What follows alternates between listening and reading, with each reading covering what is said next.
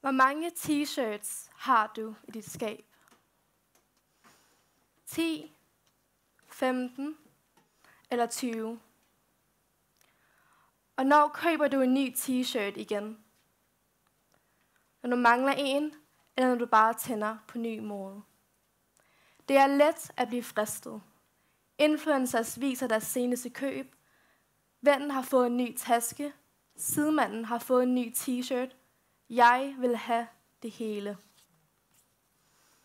Efterspørgelsen til tøj er hurtig og for evigt forandrende. Hele tiden bliver tøj købt. Så meget, at fænomenet fast fashion opstår. Det er billigt, men stilet tøj, lavet til at bringe catwalken til butikkerne hurtigt. En konstant produktion af nye trends. Men er fast fashion konsekvensfri? Tænker du på de nye t-shirts konsekvenser for kloden? Engang gjorde jeg ikke, men nu kan jeg ikke tænke på andet. Jeg kan ikke lade være med at tænke på fast fashion arbejderne.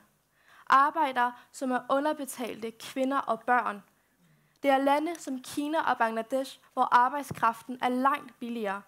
Vi taler om kvinder og børn, som arbejder 14-16 timer om dagen, hele ugen. Og de tjener ikke engang 16 kroner om måneden.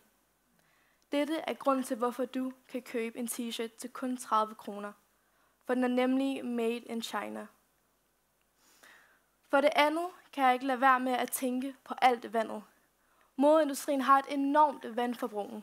Produktion af kun én t-shirt kræver 2.700 liter vand. Når der produceres 2 milliarder t-shirts årligt i hele verden, er det nok vand til at kunne fylde et hav. Og det går ud over lande, som allerede mangler drikkevand.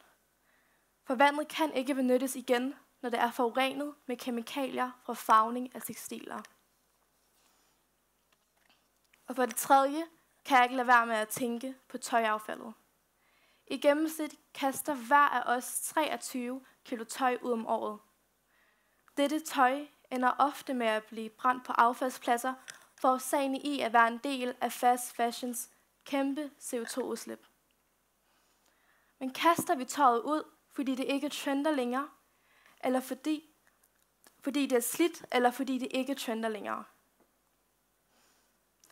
At gå i nyt tøj kan give en stærk social status. Men er det status og popularitet, eller er det ignorance og egoisme? Alligevel vil de fleste af os kalde os selv for klimabevidste mennesker, fordi vi bekymrer os om klodens stigende varme og skovbranden. Men kan vi virkelig kalde os selv for en klimabevidst generation, hvis vi også bidrager til fast fashion? Jeg vil sige, at det kræver mere handling end bare ord for at kunne opnå den titel. Så næste gang du shopper, skal du huske, at der kan gemme sig en større historie bag den t-shirt, du holder i hånden. Tusinder af liter vand, underbetalte børn og kvinder og store CO2-udslip. Så spørg dig selv, er den her t-shirt virkelig nødvendig? Her i Norden har vi vores privilegier. Vi kan derfor handle med ansvar og omsorg for en bedre verden. Vi kan forandre modeindustrien. Vis, at det er okay at beholde den samme t-shirt år efter år.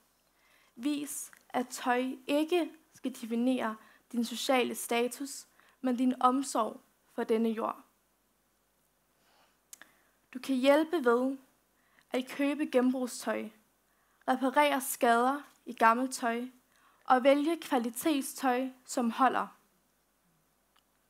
Så i morgen tager jeg det samme tøj på, og det håber jeg også, du vil.